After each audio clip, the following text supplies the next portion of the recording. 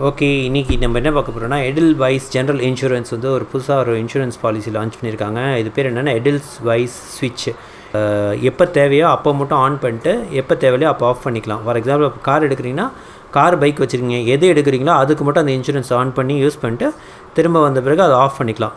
யாருக்கு மெயினாக யூஸ்னால், யார்கிட்ட வந்து காரில் இருக்கான்னு அதை அவங்க டெய்லி யூஸ் பண்ண போகிறதுலையோ அவங்களுக்கு இது ரொம்ப தூரம் ஹெல்ப் பண்ணுங்கிற மாதிரி தான் அவங்க ப்ரொஜெக்ட் பண்ணியிருக்காங்க. இந்த பிளான் வந்து 3 வெஹிக்கிள் வரைக்கும் நீங்கள் கவர் பண்ணிக்கலாம் ஒரு சிங்கிள் பாலிசியில். இது ப்ரீமியம் வந்து எப்படி கால்குலேட் பண்ணனா, கஸ்டமரோட ப்ரொஃபைல், அவங்க ஏஜு, அவங்க டிரைவிங் எக்ஸ்பீரியன்ஸு, அப்புறம் அது வந்து பேசிக் கவரேஜ், ஃபயரு, நெருப்புனால் பாதிக்கப்படுறது, திருட்டு, இந்த மாதிரி விஷயங்களை 24 மணி நேரத்துக்கும் கவர் ஆகிருக்கும். நீங்கள் கவர் பண்ண 3 வெஹிக்கிளுக்கும். ஆக்சிடென்டல் டேமேஜ், அதாவது நீங்கள் வண்டி ஓட்டிட்டு போய் இடிக்கிறப்போ உள்ள டேமேஜ் வந்து ஆன் ஆஃப் பண்ணிக்கலாம். மற்ற எல்லாம் போய் டிஃபால்ட்டாக கவர் ஆகிருக்கும். இது என்னென்னா, இது ஒரு ஆப் கொடுத்துருப்பாங்க. அந்த ஆப்பை வந்து நீங்கள் ஸ்விட்ச் ஆன் பண்ணிக்கணும். டெய்லி எதை யூஸ் பண்ணிக்கலாம் அதை ஆஃப் பண்ணிக்கணும்.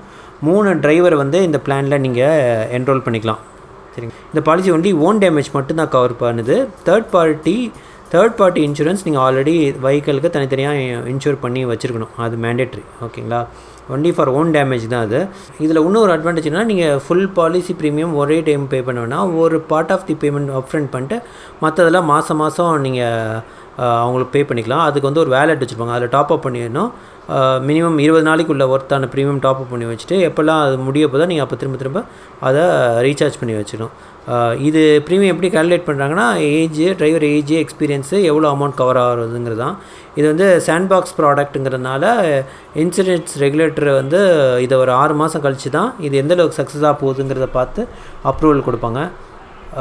இது எனக்கு ரொம்ப யூனிக்காக தெரிஞ்சிச்சு. அதனால தான் நான் அவங்களோட டிஸ்கஸ் பண்ணிக்கலான்னு கண்டென்ட்டை கொண்டு வந்தேன். எடில்வைஸ் ஸ்விட்ச் இன்சூரன்ஸ் பற்றி கொஞ்சம் டீட்டெயிலாக பார்ப்போம்.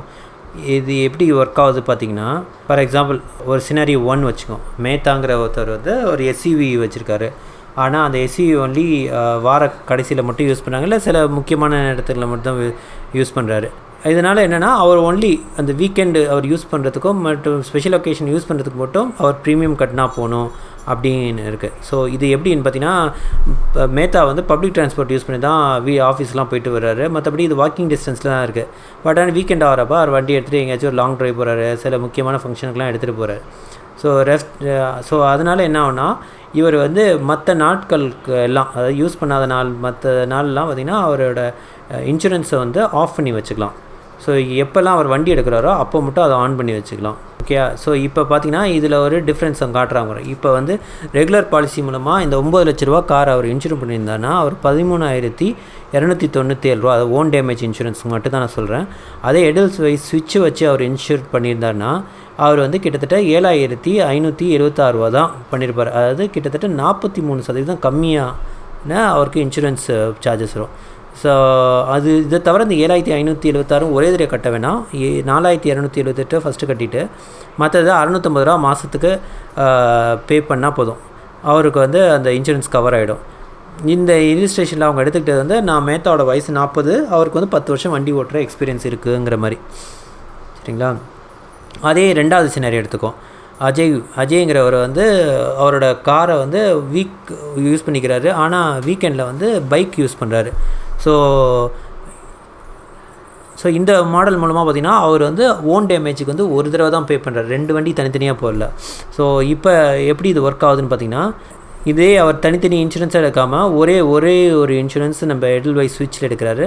ஸோ இப்போ என்னென்னா, இப்போ இவர் தனித்தனியாக வாங்கியிருந்தா, ஏதாவது காருக்கு 9 லட்சம், பைக்குக்கு 60,000 போட்டுனா 12,105 ரூபா கட்டிருக்கணும் இன்சூரன்ஸு ப்ரீமியம். பட் ஏன்னா இப்போ வந்து அவர் இதை கம்பைன் பண்ணி, இது ரெண்டையும் கம்பைன் பண்ணி எடுக்கிறனால 10,889 ரூபா வருது.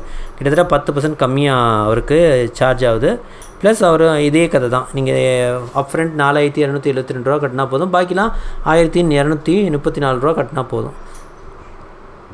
சரிங்களா? 3வது சினாரியோ, ஒரு காரை வந்து ஒர்க்கு கொண்டு போகிற, அனதர் காரை வந்து அவுட்டிங்காக வச்சுருக்காரு, வீக்கெண்ட் அவுட்டிங் இந்த மாதிரி. ஸோ இதில் என்னென்னா, சின்ன காரை வந்து ஆஃபீஸ்க்கு கூட்டிட்டு போகிறாரு, ஏன்னா அது ஈஸியாக ஓட்டுறதுக்கு ஈஸியாக இருக்குது, பேக் பண்ணுறதுக்கு ஈஸியாக இருக்குது. வீக்கெண்டில் வந்து இவர் பெரிய செடான் எடுத்துகிட்டு ஃபேமிலியோட எங்கேயோ வெளியே போகிறாரு. ஸோ இன்சூரன்ஸில் மட்டும் பார்த்தீங்கன்னா அவர் 2 கார் தனியாக, இதுக்கு 7 லட்ச ரூபா கார் ஒன்று, 12 லட்ச ரூபா கார் ரெண்டையும் சேர்த்திங்கன்னா கிட்டத்தட்ட அவர் கட்ட வேண்டிய இன்சூரன்ஸ் தொகை 22,408 ரூபா. பட் ஆனால் 2 வண்டிக்கும் சேர்த்து அவர் பார்த்திங்கன்னா 12 லட்சத்துக்கு இன்சூர் பண்ணுறாரு. அப்போ பார்த்திங்கன்னா அவரோட இன்சூரன்ஸ் சார்ஜஸ் 20% தான், 20% சேவ் பண்ணிடுறாரு. அதில் வந்து 17,974 ரூபா கட்டிடுறாரு.